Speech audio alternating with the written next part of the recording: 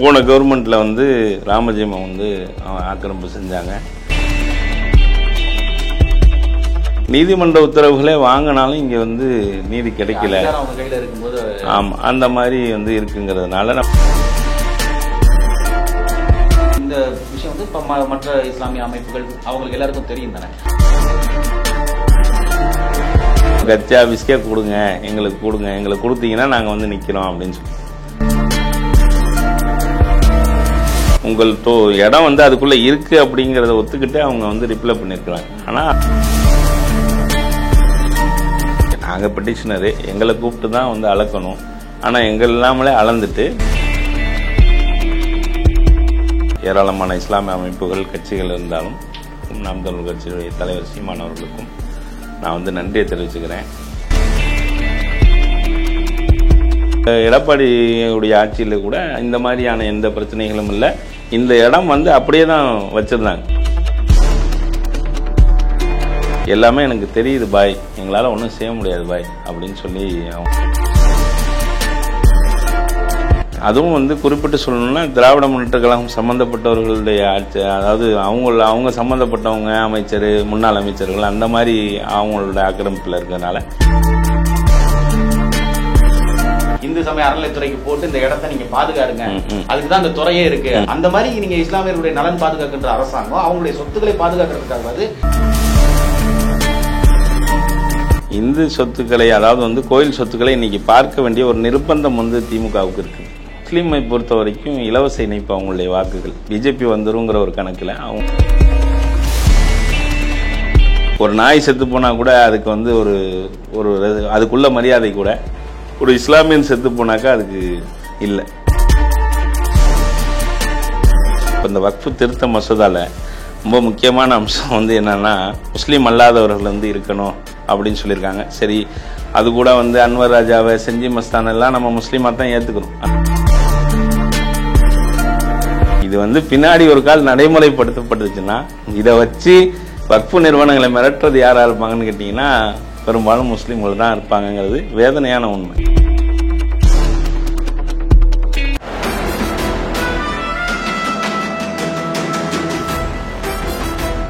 அனைவருக்கும் அசனின் வணக்கம்.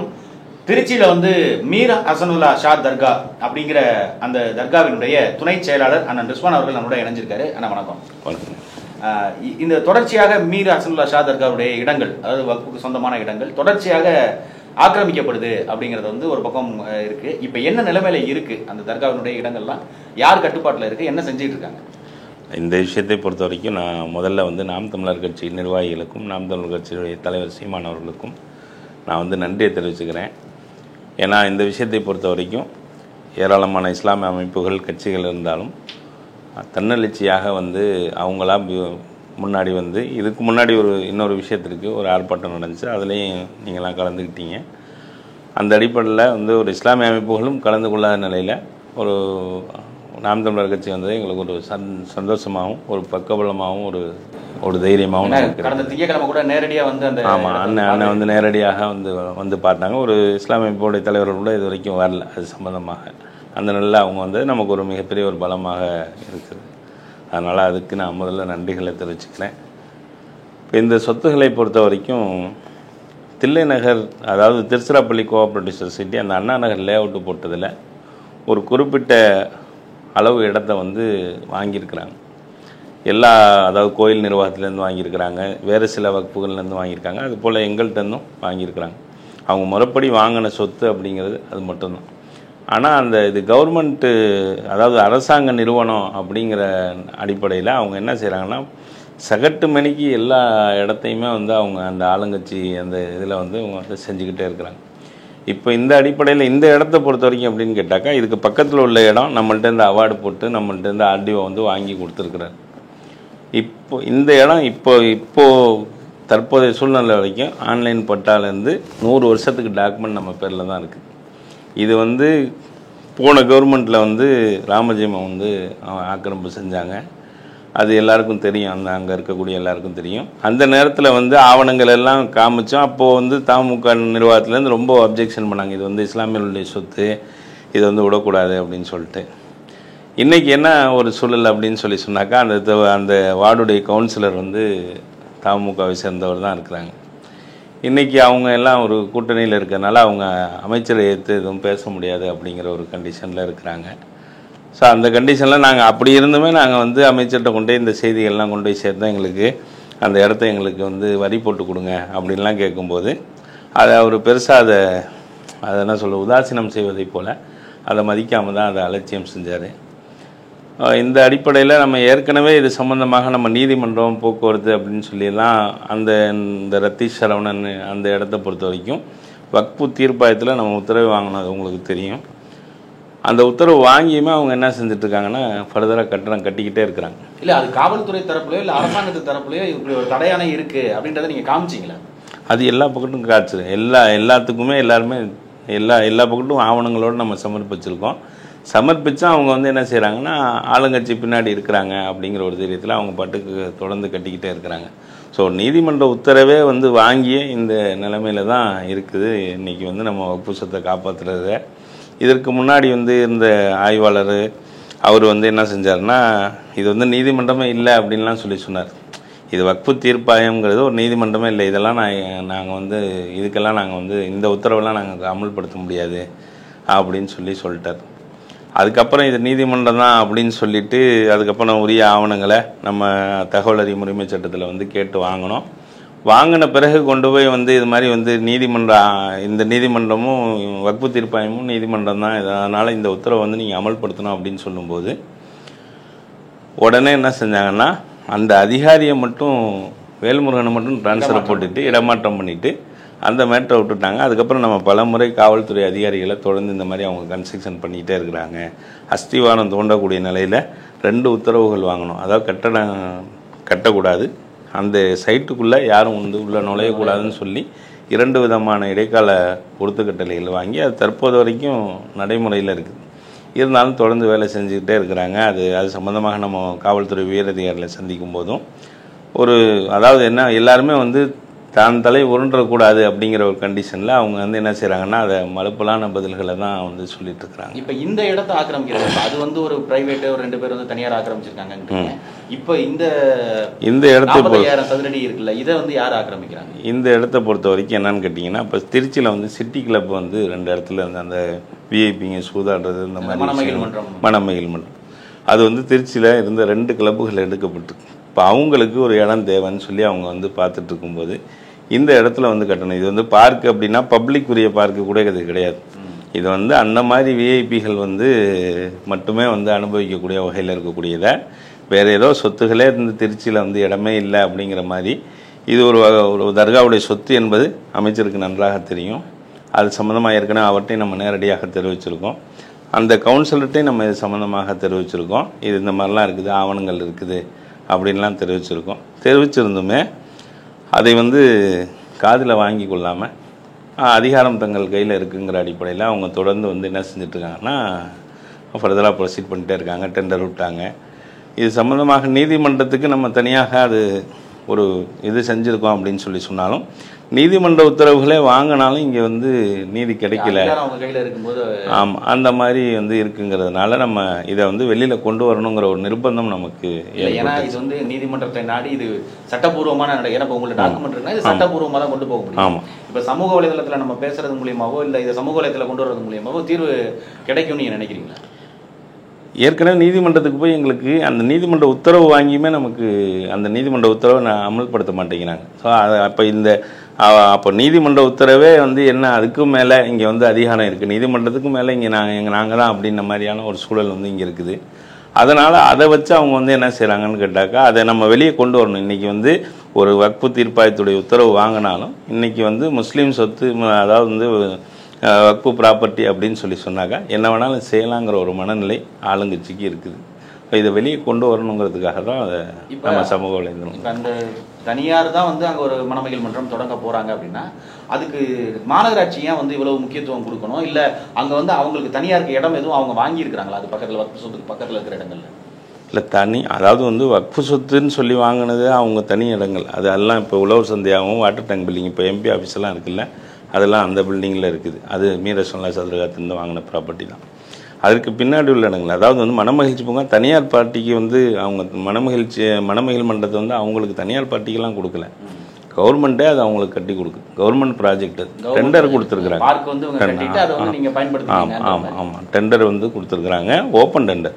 இப்போ அந்த இடம் வந்து தர்காவுடைய இடம் தான். அதை வந்து மாநகராட்சி இது வரைக்கும் பணம் கொடுத்தோ அரசு வந்து வாங்கலை. இந்த விஷயம் வந்து இப்போ மற்ற இஸ்லாமிய அமைப்புகள் அவங்களுக்கு எல்லாருக்கும் தெரியும் தானே. அவங்க யாராவது முன் வந்தாங்களா, இல்லை இது வந்து நம்ம அடுத்த கட்டத்துக்கு கொண்டு போவோம், இல்லை எதனால நீங்க நாம் தமிழர் கட்சியை நாடுறதுக்கு அந்த அமைப்புகள் ஏற்கனவே அவங்க ஏன்னா கூட்டணி கட்சிகள் இருக்காங்க, அவங்க சொன்னா கூட இப்போ அமைச்சரோ இல்லை அரசாங்கமோ அதை கேட்கலாம்ல. இல்லை, அதுதான் இப்போ பிரச்சனையே வந்து அதுதான். இப்போ ஒரு பிரச்சனைனா நம்ம முதல்ல வந்து யார்கிட்ட போவோம், கவுன்சிலர்கிட்ட போவோம். கவுன்சிலர் அவங்க கூட்டணியில் இருக்காங்க. அடுத்து நம்ம எம்எல்ஏட்ட போவோம். எம்எல்ஏ தான் அதுக்கு வந்து கல் ஊன்றாரு, அடிக்கல் நாட்டுறாரு, அதான் வந்து அவர் தான் அமைச்சர். அப்போது வந்து இந்த செய்தியை வந்து நம்ம எங்கே கொண்டு போய் சேர்க்கறது? அப்போ மக்கள்கிட்ட தான் நம்ம கொண்டு போய் சேர்க்கணும். ஆனால் இஸ்லாமிய அமைப்புகளை பொறுத்த வரைக்கும் அது ஒரு என்னன்னு கேட்டாக்கா, ஒரு வக்ஃபு நிறுவனம்ங்கிறது வந்து என்னென்னா, ஒரு வக்ஃபு நிறுவனத்துக்கு ஒரு சொத்து கொடுத்துருக்காங்க அப்படின்னா, அந்த சொத்தை வந்து இப்போ ஒரு கோயில் சொத்தாக இருக்கட்டும், எதாக இருக்கட்டும், அது சர்ச்சுடைய சொத்தாக இருக்கட்டும், அந்த சொத்துலேருந்து வரக்கூடிய வருமானத்தை வச்சு தான் அந்த கோயிலை நிர்வாகம் பண்ணணும், சர்ச்சை நிர்வாகம் பண்ணணும், தர்காவை பள்ளிவாசலை நிர்வாகம் பண்ணணும். அது அப்படி தான். ஸோ அந்த சொத்தை வந்து இன்னொருத்தவங்களுக்கு இனாமாக கொடுக்கறதுக்கு சட்டத்திலே இடம் இல்லை. கோவில் நிலங்களையோ இல்லை வாடகைக்கு தான் கொடுக்க முடியும். இப்போ இது மாதிரி நம்ம வந்து இப்போ இஸ்லாமிய அமைப்புகள் வந்து என்னன்னு கேட்டாக்கா, அது எப்படி கேட்குறாங்கன்னா, இது வந்து சமுதாய மக்களுக்கு நீங்கள் பிரித்து கொடுத்துருங்க அப்படின்னு சொல்லி அந்த மாதிரி ஒரு கோரிக்கைகளே வைக்கிறாங்க. அது மாதிரி சட்டத்திலே இடம் இல்லை அப்படிங்கும்போது நம்ம அதுக்கு முக்கியத்துவம் கொடுக்க முடியாதுன்ற மாதிரி ஒரு சூழல் இருக்குது. இல்லை, இப்போ இவங்க கட்சி ஆஃபீஸ்க்கு வந்து கூட கேட்குறாங்க. ஆமாம், கட்சி ஆஃபீஸ்க்கே கொடுங்க, எங்களுக்கு கொடுத்தீங்கன்னா நாங்கள் வந்து நிற்கிறோம் அப்படின்னு சொல்லி சொல்கிறதுனால, சரி அது நம்ம அதை நம்ம எழுதி கொடுக்கறதுக்கு நமக்கு அதிகாரம் இருந்ததுன்னா அது ஏதோ ஒரு வகையில் நம்ம எழுதி கொடுக்கலாம். ஆனால் ஒரு நிர்வாகியாக இருந்து நம்ம அதை எழுதி கொடுக்க முடியாது சட்டப்படி. அந்த அடிப்படையில் நம்ம அதை தவிர்க்கிறோம். இஸ்லாமிய அமைப்புகள் ஏற்கனவே கடந்த காலங்களில் பார்த்துருக்கோம், ஒரு போராட்டம் அப்படின்னா எல்லாருமே ஒருங்கிணைஞ்சு நிற்பாங்க. அந்த மாதிரி இவ்வளோ வலிமையான கட்டமைப்பு வச்சிருந்தும் இதை சாத்தியப்படுத்த முடியலன்னு நினைக்கிறீங்களா? கண்டிப்பாக இது வந்து பிரச்சனை வந்து இது மீர் ஹசனுல்லா ஷா தர்கா நிர்வாகத்துடைய பிரச்சனையாக அவங்க வந்து பார்க்குறாங்க எல்லாரும். அது மற்றவர்களை பார்த்து இவங்க வந்து படிப்பினை பெறாமல் இருக்கிறாங்க. ஒரு விஷயம் அப்படின்னு சொன்னால், இன்றைக்கி இது சம்மந்தமாக நம்ம திராவிட முன்னேற்ற கழகத்தில் இருக்கக்கூடிய முஸ்லீம்கள்கிட்டே நம்ம பேசும்போது, அதெல்லாம் அவர் கேட்க மாட்டார் ஜி, காதில் வாங்க மாட்டார் ஜி, இந்த மாதிரியான ஒரு மனநிலை தான் இருக்குது.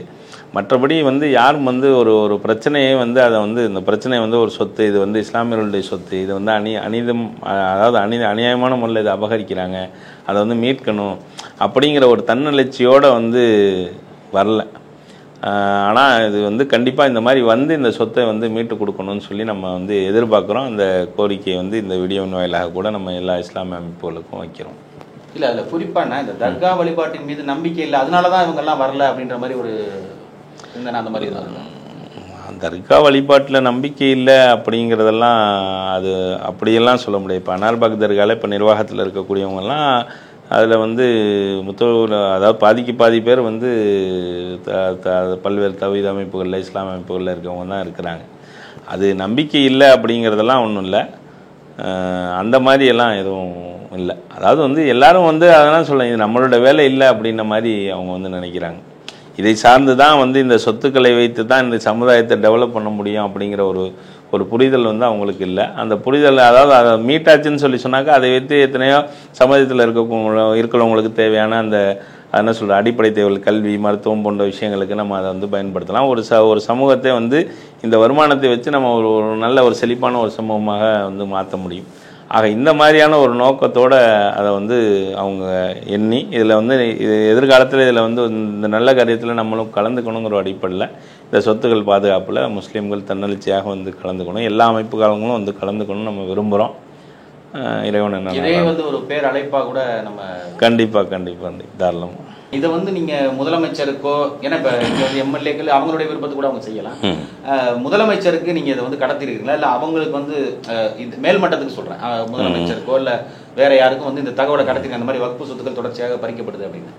இல்லை, நம்ம முதலமைச்சருக்கு கொண்டு போய் கொடுக்கறதுனா நமக்கு சிஎம் செல் பெட்டிஷன், ஆன்லைன் பெட்டிஷனு, பதிவு தபால் அனுப்புறது தான் அதான் வழி. அந்த வகையில் அனுப்புனதுக்கு உங்கள் இடம் வந்து அதுக்குள்ளே இருக்குது அப்படிங்கிறத ஒத்துக்கிட்டு அவங்க வந்து ரிப்ளை பண்ணியிருக்கிறாங்க. ஆனால் அதோடு சேர்த்து எங்கள் வேறு இடமும் இருக்குது, இது சம்மந்தமாக வந்து நாங்கள் வந்து அளந்துட்டோம் இடத்த. நாங்கள் பெட்டிஷனரு, எங்களை கூப்பிட்டு தான் வந்து அளக்கணும். ஆனால் எங்கள் இல்லாமலே அளந்துட்டு நாங்கள் இது சம்மந்தமாக சர்வேயர் வந்து ஆர்டிஓட்ட அறிக்கை சமைச்சிருக்காரு. ஆர்டிஓட்ட இருந்து உங்களுக்கு வந்து உரிய நடவடிக்கை எடுப்பாருன்னு சொல்லிட்டு ஒரு பதிலை வந்து அனுப்பிச்சிருக்காங்க. உங்கள் கோரிக்கை ஏற்கப்பட்டதுன்னு சொல்லிட்டாங்க. கோரிக்கை ஏற்கப்பட்டுனா நம்ம வேலையை நிப்பாட்டுங்க, எங்கள் இடத்த அளந்து எங்கள்கிட்ட ஒப்படைச்சிருங்க, ஒப்படைச்சிட்டு நீங்கள் உங்கள் இடத்துல வந்து நீங்கள் என்னமோ செஞ்சுக்குங்க அப்படின்னு சொல்லி நம்ம சொல்லிட்டோம். கோரிக்கை ஏற்கப்பட்டதுன்னா அப்போ வேலை நிப்பாட்டு நமக்கு முதல் அளந்து கொடுத்துட்டு தான் செய்யணும். ஆனால் அவங்க கண்டினியூவாக தொடர்ந்து அதை வேலை செஞ்சுக்கிட்டே இருக்கிறாங்க. இல்லை அதை தடுக்கிறதுக்கு நீங்கள் இந்த மாதிரி அளந்து கொடுத்துட்டு நீங்கள் பண்ணுங்க அப்படின்னு சொல்லி நீங்கள் வேறு எதுவும் அதிகாரிகள்கிட்டையோ இல்லை அரசாங்கத்தில் இந்த மாதிரி சிஎம் செல் பெட்டிஷன்லேருந்து எங்களுக்கு வந்திருக்கு அப்படின்றது நீங்கள் சொன்னீங்களா? இதெல்லாம் நம்ம சொன்னோம் அப்படின்னு சொல்லி சொன்னாலும் அரசாங்க தரப்புலேருந்து அதாவது வந்து என்ன ஒரு ஆர்டிஓ அவங்களுடைய அதிகார மட்டத்தில் செய்ய வேண்டிய வேலைகளை அவங்க என்ன செய்கிறாங்கன்னா, நான் தாசில்தாருக்கு மாற்றி விட்டுட்டேன் அப்படின்னு சொல்லி பதில் அனுப்புகிறாங்க. அதாவது என்னென்னா, இது வந்து அமைச்சர் தலையீடு இருக்குது அப்படிங்கிறதுனால இது வந்து தன் தலை ஒன்றக்கூடாதுங்கிறதுல எல்லா அதிகாரிகளும் கண்ணும் கருத்துமாக வந்து இன்னொருத்தவங்க அப்படி தள்ளி விட்டுட்டு மொத்தத்தில் நமக்கு வேலை நமக்கு வந்து அதாவது அவங்க வேலை நடந்துக்கிட்டே இருக்குது, நம்மளுடைய கோரிக்கை வந்து கிடப்பில் கிடக்கு. இல்லை இப்போ கடந்த அதிமுக ஆட்சி காலத்தில் கூட இந்த அளவுக்கு வக்ஃபுடைய சொத்துக்களை யாரும் ஆக்கிரமிச்சதா தெரியல. ஏன்னா அவங்க பாஜக கூட்டணியிலே கூட இருந்தாங்க. இப்போ பாஜக ஒரு சட்டம் கொண்டு வந்திருக்கு, வக்ஃபு சொத்துக்களை வந்து எப்படியாவது ஆட்டையை போடணும் அப்படின்னு அவங்க ஒரு திட்டம் போடுறாங்க, ஒரு சட்ட வரைவு போடுறாங்க. ஆனா அவங்க கூட்டணியில் இருக்கும்போது கூட அதிமுக ஆட்சியில் நடக்கல. ஆனா திமுக வந்து முழுக்க நாங்க வக்ஃபு சொத்துக்களை பாதுகாப்போம், அந்த சட்ட திருத்தத்தையே நாங்க ஏத்துக்க மாட்டோம் அப்படின்லாம் சொல்லியிருக்காங்க. ஆனா அதையும் மீறி இந்த மாதிரி ஒரு சில அமைச்சர்களால தான் திமுக அரசு கெட்ட பேர் வருதுன்னு நினைக்கிறீங்களா? இல்லை, கண்டிப்பா அது இந்த மாதிரி ஒரு சூழல் வந்து அதிமுக ஆட்சியில் வந்து அம்மையார் இருந்தப்போ அந்த மாதிரி எல்லாம் கிடையாது. ஒரு அலிகேஷன் வந்துச்சுனால அது எவ்வளோ பெரிய அமைச்சராக இருந்தாலும் மந்திரி எந்திரிங்கிற மாதிரி ஒரு கண்டிஷன் இருந்துச்சு. அதனால் யாரும் இந்த மாதிரி தகவல்கள் இந்த மாதிரி செயல்பாடுகளில் ஈடுபடல. என்ன சொல்லப்போனால் அவங்களுடைய இப்போ ஆட்சி காலத்தில் எந்த விதமான வக்ஃபு சொத்துக்களுமே அலிகேஷன் இல்லைங்கிறது தான். அவங்க தான் இந்த எம்எல்ஏக்கள் எம்பிக்கள்லாம் வந்து இந்த மாதிரி நிலாபகரிப்பு பண்ணுறாங்க அப்படின்னு ஒரு சட்டத்தை கொண்டு வந்து ஆமாம் இந்த விஷயமும் அதில் அடங்கும். இந்த இடத்த அபகரித்ததும் அதில் அடங்கும். ஆக அதற்கு பிறகு வந்து எடப்பாடியுடைய ஆட்சியில் கூட இந்த மாதிரியான எந்த பிரச்சனைகளும் இல்லை. இந்த இடம் வந்து அப்படியே தான் வச்சுருந்தாங்க. அதாவது வந்து ஒரு நிர்வாகத்தில் இல்லாத ஒருத்தர் வந்து ஒரு சின்ன வழக்கு வந்து பெண்டிங்கில் இருந்துச்சு. இந்த வழக்குடைய முடிவை பொறுத்து நாங்கள் அது வரைக்கும் எந்த வேலைகளையும் செய்ய மாட்டோம், ஒரு சின்ன ஒரு ஆட்சேபனை கொடுத்தோன்னா அதுக்கு நல்ல ரெஸ்பான்ஸ் இருந்துச்சு. ஆனால் இந்த அரசாங்கத்தில் நம்ம என்ன தான் ஆவணங்களை கொண்டாலும் அதை வந்து ரெஸ்பான்ஸ் பண்ண மாட்டேங்கிறாங்க. எல்லாமே எனக்கு தெரியுது பாய், எங்களால் ஒன்றும் செய்ய முடியாது பாய் அப்படின்னு சொல்லி அவங்க அதிகாரிகள் வந்து பதில் அளிக்கிறாங்க. எங்கள் தலை உருண்டுறோம் அப்படிங்கிறத சூசகமாக சொல்கிறாங்க. அது அந்த மாதிரி இருக்கு. இப்போ இந்து சம அறநிலைத்துறையில் வந்து சேகர் பாபு அவர்கள் அவர் வந்து இந்த மாதிரி கோயிலுக்கு நிலமான சொந்தமான இடங்கள்லாம் ஆக்கிரமிப்புகளில் இருக்கு, அதை அகற்றணும் அப்படின்னு சொல்லி கிட்டத்தட்ட ஒரு 6000 சதுரடியோ என்னமோ 60,000 சதுரடிக்கு மேல நாங்க வந்து மீட்டிருக்கிறோம். அது இல்லாம நிறைய இடங்களை மீட்டிருக்கோம். அதோட மதிப்பு வந்து கிட்டத்தட்ட பல 100 கோடியை தாண்டுது அப்படிங்கிறது. அப்ப இந்து சமய அறநிலைத்துறை செயல்படுது, இந்த பக்கம் வக்ஃபு வாரியம் செயல்படல அப்படிங்கிற மாதிரி எதுவும் இன்னும் ஒரு படி மேல சொல்லணும்னா, இந்து அறநிலைத்துறை என்பது இந்திய அளவிலான சட்டம் கிடையாது, மத்திய அரசுடைய சட்டம் கிடையாது. வக்ஃபு சட்டம்ங்கிறது மத்திய அரசுடைய சட்டம். இந்த அறநிலைத்துறை சட்டம் என்பது அந்த வக்ஃபு சட்டங்கள்லேருந்து எடுத்து அதை இந்த அறநிலைத்துறைன்னு ஆக்கின சட்டம் தான். ஆக அந்த அடிப்படையில் அதே வந்து அவ்வளோ பவர்ஃபுல்லாக இருக்குது. இன்னும் சொல்லப்போனால் இதை விட ஒரு படி மேலே அதிகாரமுள்ள அமைப்பு தான் வக்ஃபு வாரியம். ஆனால் வந்து இது வந்து பொதுவாகவே இது வந்து ஆளும் கட்சியுடைய ஒரு அடிமை அமைப்பாகவே காலங்காலமாக சுதந்திரமாக செயல்படாமலே இருக்குது.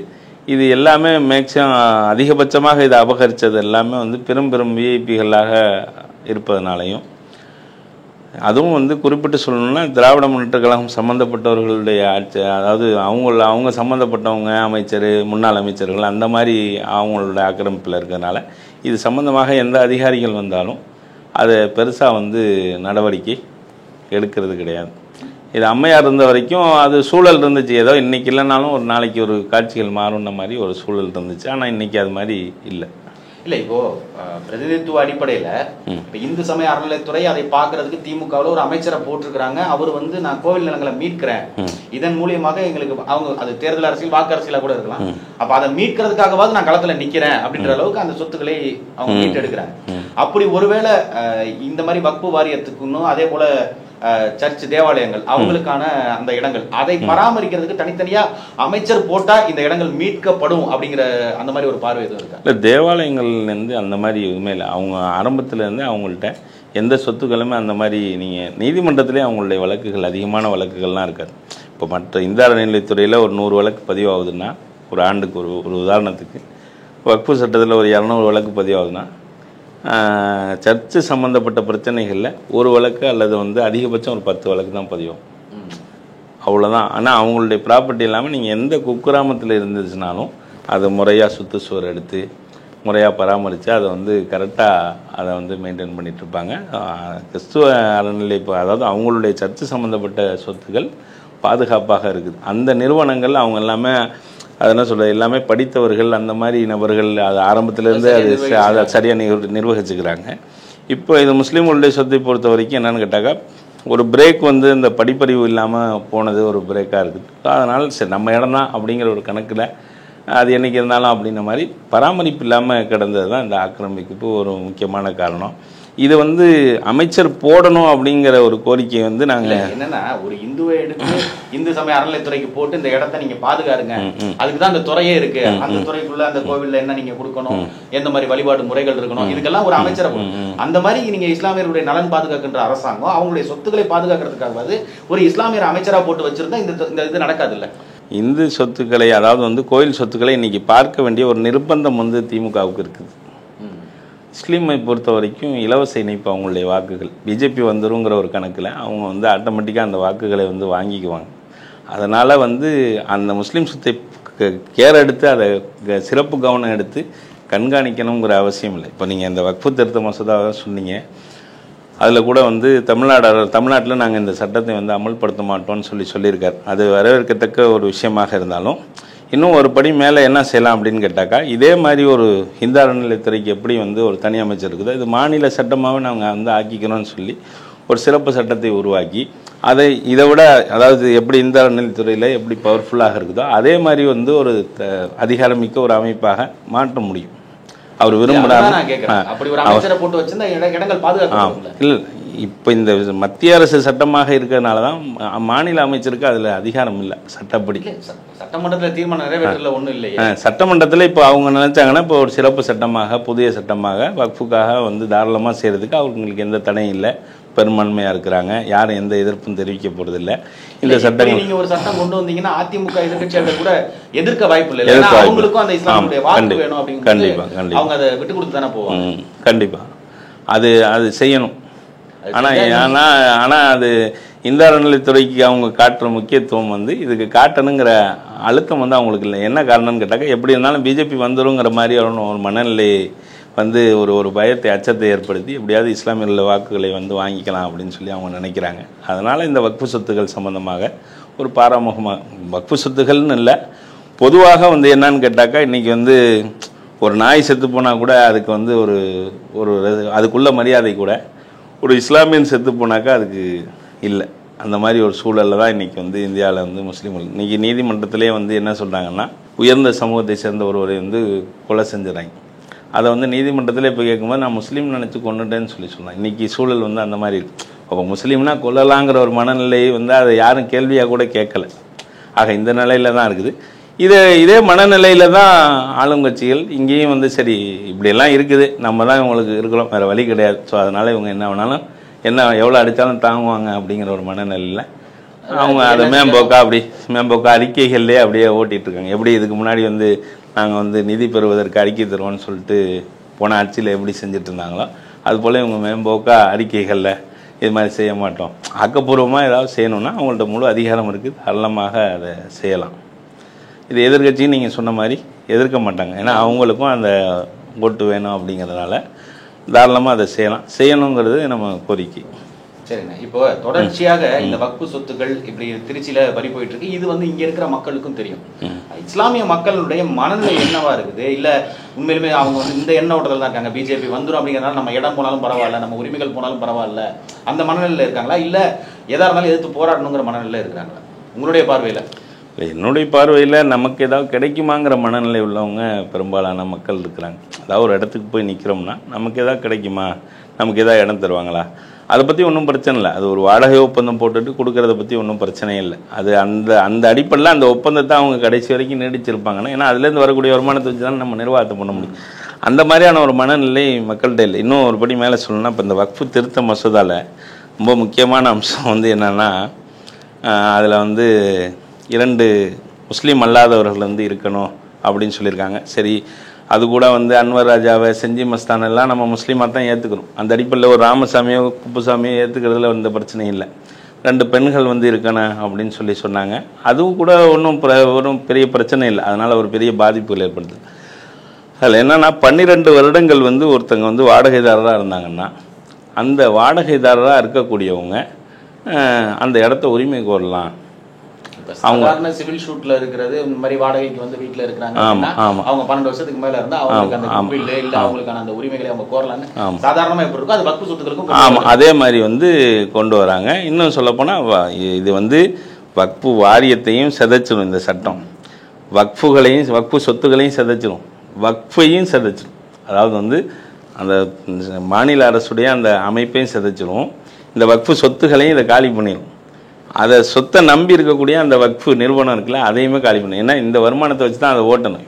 ஒரு பள்ளிவாசலுக்கோ, ஒரு மசூதி, ஒரு தர்காக்கோ ஒரு 10 கடை இருக்குன்னா, ஒரு 5 கடை நான் முஸ்லீம் இருப்பாங்க, ஒரு 5 கடை முஸ்லீம் இருப்பாங்க. இப்போ இந்த சூழ்நிலையில் எல்லாமே பெரும்பாலும் பிரதான சாலைகளில் இருக்கிறதெல்லாம் நீண்ட காலமாக அவங்க இருப்பாங்க. இப்போ போய் பள்ளிவாசல் நிர்வாகமே போய் வந்து ஒரு 500 ரூபா வாடகை ஏற்றி கொடுங்க அப்படின்னா, அதை வந்து அவங்க வந்து என்ன செய்வாங்கன்னு கேட்டால், மறுபடியும் நாளைக்கு நீங்கள் வந்து என்ன ஏற்றி கேட்குறீங்க இதெல்லாம் கேட்டாக்க நான் வந்து கேஸ் போடுவேன். இந்த மாதிரி அவங்களுக்கு பயந்து போகக்கூடிய ஒரு நிர்வாகம் வந்து பயந்து போகக்கூடிய, பணிந்து போகக்கூடிய ஒரு சூழல் வந்து உருவாகும். இப்படி ஒவ்வொருத்தங்களும் கிளைம் பண்ணி போனாங்கன்னா அந்த சொத்துக்கள் காணாமல் போயிடும். இந்த சொத்துக்கள் வருமானத்தை நம்பி இருக்கக்கூடிய இந்த பள்ளிவாசல்கள், தர்காக்கள் இதெல்லாம் வந்து என்ன ஆகும்னு கேட்டால், நிர்வாகம் இமாம்களுக்கோ மோதினார்களுக்கோ பள்ளிவாசலுடைய இதர செலவுகளுக்கோ செலவு பண்ண முடியாமல் வெறும் மக்கள்கிட்ட வசூல் பண்ணுற பணத்தை மட்டுமே நம்பி எது பண்ண முடியுமோ அந்த நிர்வாகம் மட்டும்தான் பண்ண முடியும். மற்ற நிர்வாகங்கள்லாம் பாலடைந்த பங்களா அதை வந்து கைவிட்டுட்டு போகிற மாதிரியான ஒரு சூழலை உருவாக்கக்கூடிய சட்டத்தை தான், அந்த மாதிரியான ஒரு அபாயமான சட்டத்தை தான் அந்த மத்திய அரசு வந்து இந்த சட்ட திருத்தங்கிற பேரில் இந்த அம்சத்தை கொண்டு வந்திருக்கு. அதே போல் வந்து வக்ஃபு எல்லா விஷயங்களுமே முடிவெடுவதற்கு கலெக்டர் இருக்காருன்னா அந்த அமைப்பை அதை சிதைக்கிற மாதிரி அதுக்குன்னு உள்ள முதன்மை செயல் அலுவலர், வாரிய உறுப்பினர்கள் எல்லாமே, வாரிய கூட்டம் எல்லாமே வேல்யூ இல்லாமல் போயிருக்கு. எல்லாத்தையும் வந்து நீர்த்து போக செய்யக்கூடிய ஒரு வகையில், அதாவது மறைமுகமாக பள்ளிவாசல்லாம் இருக்கக்கூடாது, இது பள்ளிவாசல் சொத்துக்கள்லாம் இருக்கக்கூடாது. இதுக்கு என்ன செய்யணுமோ அதை வந்து திருத்த சட்டங்கிற பேரில் அதை வந்து கொண்டு வந்திருக்கிறாங்க. இது மிகவும் ஆபத்தான சட்டம். இது குறித்த ஒரு விழிப்புணர்வு இல்லை. இன்னும் சொல்லப்போனால் இந்த மாதிரியான மிரட்டக்கூடிய நபர்களில் ஒரு முஸ்லீம் அல்லாத நபர் கூட ஏதோ பள்ளிவாசல் ஏதோ வந்து கோயிலுக்குன்னு கூட பயந்து கூட கொடுத்துருவாங்க. அந்த ஏற்றக்கூடிய வாடகையில் பெரும்பாலும் கொடுத்துருவாங்க. அந்த மாதிரியான பிரச்சனைகள் இங்கே அவ்வளோவா இல்லை என்று சொன்னாலும், ஆனால் இதெல்லாம் வச்சு மிரட்டக்கூடிய ஆட்கள் யாருன்னு கேட்டிங்கன்னா முஸ்லீம்கள் தான். நீங்கள் எதுக்கு சொல்ல வரேன்னா, நீங்கள் கேட்டிங்களா முஸ்லீம்களுடைய மனநிலை எப்படி இருக்குது, இந்த சட்டம் கொண்டு வந்ததுன்னா பிஜேபியாக இருக்கும். இது வந்து பின்னாடி ஒரு கால் நடைமுறைப்படுத்தப்பட்டுச்சுன்னா இதை வச்சு வக்ஃபு நிறுவனங்களை மிரட்டுறது யாராக இருப்பாங்கன்னு கேட்டிங்கன்னா பெரும்பாலும் முஸ்லீம்கள் தான் இருப்பாங்கங்கிறது வேதனையான உண்மை. அது வந்து நம்ம மறுக்க முடியாது. இன்றைக்கி அதான் சூழல். இப்போ வக்ஃபு சொத்துக்களை காலி பண்ணுறதுக்கு ஒரு பக்கம் மத்திய அரசு இந்த மாதிரி ஒரு திட்டம் போடுது. ஆனால் இங்கே மாநிலத்தை ஆள்றவங்க அவங்களே வந்து இந்த சொத்துக்கள் எல்லாம் இப்படி எடுத்துகிட்டு போகிறாங்க. இப்போ இதுவும் ஒரு சிதைவுக்கு தானே போகும். இந்த மாதிரி தொடர்ச்சியாக தர்காவினுடைய இடங்களை ஆக்கிரமிக்கிறாங்க. இந்த மாதிரி பூங்கா கட்டுறதுக்கு இல்லை மக்கள் நலத்திட்ட பணிகளுக்காக கூட இருக்கலாம். அப்போ அது உரிய அனுமதி இல்லாமல், நிர்வாகத்திட்ட சொல்லாமல் இப்படி மறைமுகமாக வக்ஃபு சொத்துக்களை அளிக்கிறது அப்படின்னா ஒரு கட்டத்தில் இது நிறுத்தல போயிடும் எதுவுமே இல்லாமல். இது வந்து இந்த வக்ஃபு வாரியத்துடைய சிஇஓ இந்த சொத்துக்கு இந்த பார்க்கு சம்மந்தப்பட்ட மட்டுக்கு நேரடியாக நீங்கள் ஏற்கனவே எடுத்த அவார்டே வந்து தப்பு அப்படின்ன மாதிரிலாம் இதை வந்து உடனே நிப்பாட்டுங்கன்னு 2/1/2025 லெட்டர் அனுப்பிடுறார் கலெக்டர். இதை மென்ஷன் பண்ணி நாங்கள் கொண்டு 8ஆம் தேதி கொண்டு திருப்பி கலெக்டரை போய் பார்த்து இது மாதிரி உங்களுக்கு லெட்டர் அனுப்பிச்சிருக்காரு சிஓ, அதோட காப்பி எங்களுக்கு அனுப்பிச்சிருக்காரு, அதெல்லாம் மென்ஷன் பண்ணி நோட் பண்ணோம். கலெக்டர் உடனே அதை நோட் பண்ணிக்கிட்டார். ஆனால் வேலை வந்து இரவும் பகலுமாக அந்த இடத்துல நடந்த மணியமாகவே இருக்குது. ஆக இதெல்லாம் அரசாங்கத்துக்கு வந்து தெரியுமா தெரியாதாங்கிறது. முன்னாடியெல்லாம் ஒரு உளவுத்துறையிலேருந்து ஒரு செய்தி வந்து போச்சுன்னு சொல்லி சொன்னாக்கா அதிமுகவுடைய ஆட்சியில் அதை வந்து மிகவும் வந்து கவனத்தோடு அதை வந்து கேட்பாங்க. அதனால் வந்து இந்த மாதிரி எந்த செய்தி போனாலும் அதுக்கு உடனே ரெஸ்பான்ஸ் இருக்கும் வந்து அதிமுக ஆட்சியில். இவங்களை பொறுத்த வரைக்கும் அமைச்சர்கள் பிரதிநிதிகள் வந்து என்ன சொல்கிறாங்களோ அதுதான் அதை வந்து அவங்க அப்படியே கேட்டுக்கிறதுனால இது ஒன்றும் பெருசாக இல்லை, பார்த்துக்கலாம் அப்படிங்கிற ஒரு மனநிலையில் இவங்க வந்து போயிடுறாங்க. அதாவது வந்து உளவுத்துறை சொல்லக்கூடிய தகவல்களை வந்து இந்த அரசாங்கம், அதாவது திமுக அரசாங்கம் எப்போதுமே கேட்பதில்லை. அந்த அவங்க உள்ளூர் மந்திரி என்ன சொல்கிறாரோ அதுதான் அவங்களுக்கான ஒரு வேத வாக்காக. உறுதியாக நம்பிக்கையோடு களமாடுங்க. மக்கள் வந்து இதுக்கான தீர்ப்பை கொடுப்பாங்க அப்படின்னு நீங்கள் எதிர்பார்க்குறீங்களா? அடுத்து வர நாட்களில் இந்த வக்ஃப் சொத்துக்களை மீட்பதற்கு, இந்த அரசாங்கத்தை பணிய வைக்கிறதுக்கு மக்கள் வந்து அதுக்கு ஒரு தக்க பாடத்தை இந்த அரசாங்கத்துக்கு கொடுப்பாங்க அப்படின்ற மாதிரி நினைக்கிறேன். இதை பொறுத்த வரைக்கும் இது வந்து வக்ஃப் சொத்தை பொறுத்த வரைக்கும் சிவன் சொத்து குலநாசம்னு சொல்லுவாங்க. அந்த அடிப்படையில் நாங்கள் இந்த சொத்துக்களை பாதுகாக்கணும், இதுலேருந்து வாடகை வருமானம் கொண்டு வரணுங்கிற அடிப்படையில் தான் நம்ம இதை போராடிட்டு இருக்கோம். இது மக்கள் வந்து கண்டிப்பாக வந்து, அதாவது வந்து அவங்கவுங்களுக்கு வந்து அந்த நம்ம செய்கிறது சரிதான் என்பத மனநிலை இருக்குது. ஆனால் வந்து இது வந்து அவங்க எங்கே காட்டணுமோ அப்போ தான் காட்டுவாங்க. அது வந்து எல்லோரும் வந்து களத்துக்கு வருவாங்க, ஆனால் ஓட்டு போடுறத வந்து கரெக்டாக மாற்றி போட்டுவாங்க. ஆனால் அங்கே தான் வந்து அவங்களுடைய கோபத்தை காட்டுவாங்க. மற்றபடி களத்துக்கு வருவாங்க அப்படிங்கிறது ஏன்னா இன்றைக்கி வந்து வாழ்க்கை வந்து நெருக்கடி ஜாஸ்தியாக இருக்குது. இன்றைக்கி ஒருத்தன் காலைல எந்திரிச்சானா ஓடுறான் அந்த மாதிரி இருக்குது. இன்றைக்கி ஒரு இடத்துக்கு வந்து ஒரு களத்துக்கு வந்து நிற்கணும் அப்படின்னு சொன்னால் அவனுடைய ஒரு நாள் பிழைப்பு வந்து போயிடும். அந்த மாதிரியான ஒரு அன்றாடங்காட்சிகள் அதிகமாக இருக்கக்கூடிய பகுதி தான் நம்ம பகுதி. அதனால் வந்து அவங்களுக்கு தெரியுது. இன்ஷால்லா அது வந்து வரக்கூடிய காலகட்டங்களில் அவங்க அதாவது சரியான முறையில் அவங்க வந்து வாக்கை வந்து செலுத்துவாங்கன்னு நம்ம நம்புகிறோம். சரிங்கண்ணா, தொடர்ச்சியான போராட்டங்கள் இந்த மாதிரி மூலிமா இடத்தை மீட்கிறதுக்கு மக்கள் என்ன சொல்கிறாங்க, மக்கள் என்ன தீர்ப்பு கொடுக்குறாங்க அப்படிங்கிறத நம்ம பொறுத்திருந்து பார்ப்போம். கட்டாயம் எப்படியாவது அதை மீட்கிறதுக்கு வழி பார்ப்போம். ஏன்னா மக்கள் மன்றத்தில் வைக்கிறோம், மக்கள் அதுக்கு முடிவு சொல்லட்டும். இல்லை உளவுத்துறை அதிகாரிகள் இது முதலமைச்சர்கிட்ட கொண்டு போகிறது அவங்களுக்கு ஒரு கோரிக்கையாக கூட வைக்கலாம் அமைச்சர்களுக்கு. அது நடவடிக்கை எடுப்பாங்கன்னு நம்புகிறோம். உங்களுடைய நேரத்தை இது பண்ணதுக்கு நன்றி.